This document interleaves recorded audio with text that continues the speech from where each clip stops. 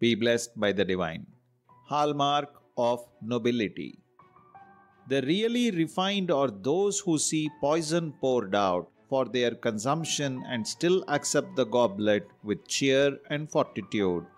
So said Valluvar, and Socrates proved the maxim. I seek to walk in the footsteps of these the truly noble, and I have dedicated my talents and life for the uplift of humanity. Detractors who aim darts of invectives against me and derive pleasure thereby, they too are entitled to my blessings unqualified, for I cannot think harm of any in the universe. Ecstasy of enlightenment. On the surface of the vast volume of earth that is the world, I have my being as a human form, small in size, but endowed with a mind that reaches out far and wide. Who indeed can explain the wondrous phenomenon of the countless thousands of thoughts that emerge from that mind?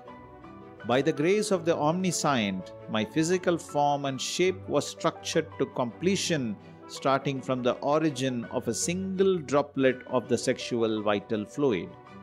Oh, how do tiny little cells in cooperative endeavor stage endless miracles in the metabolic routine.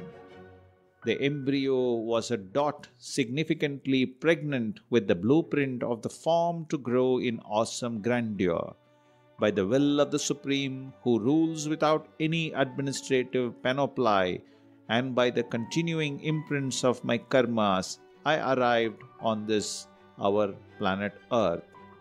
The prowess of the Almighty is limitless for creation and yet for bringing forth living being onto the world.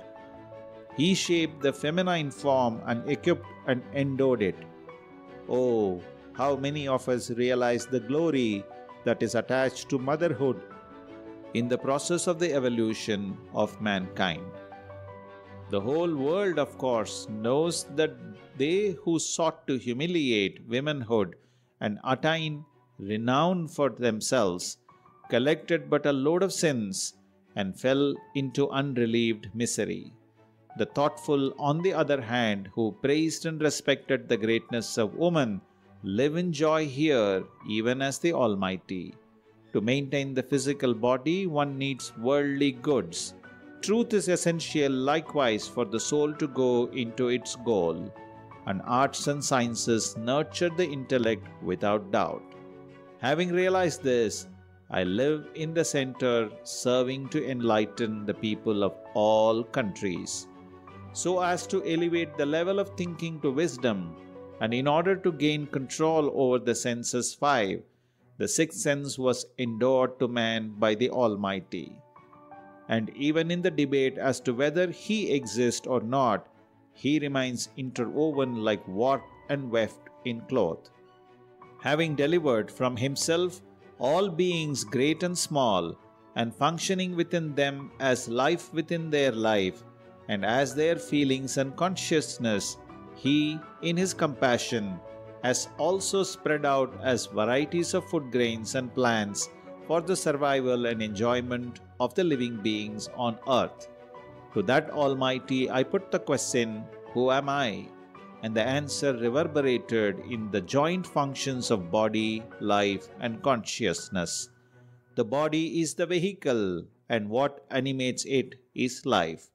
Pure consciousness is truth, the absolute, and that is what I am. That is what I am. Through the process of inner travel, steady and through meditation intense in total solitude, I came to realize the absolute, the real self, that pervades the universe in unending effulgence, and that is within me too, as in all objects and appearances. Enshrining him within me, I praised and adored him. He then absorbed me, and I am he who sings. You too can realize this is the self, same truth, and wade ashore, my friends. It is for that I now sing encompassing the people of the entire world. May the world live happily, maintaining all prosperities. May spiritual knowledge flourish and inform worldly enjoyments.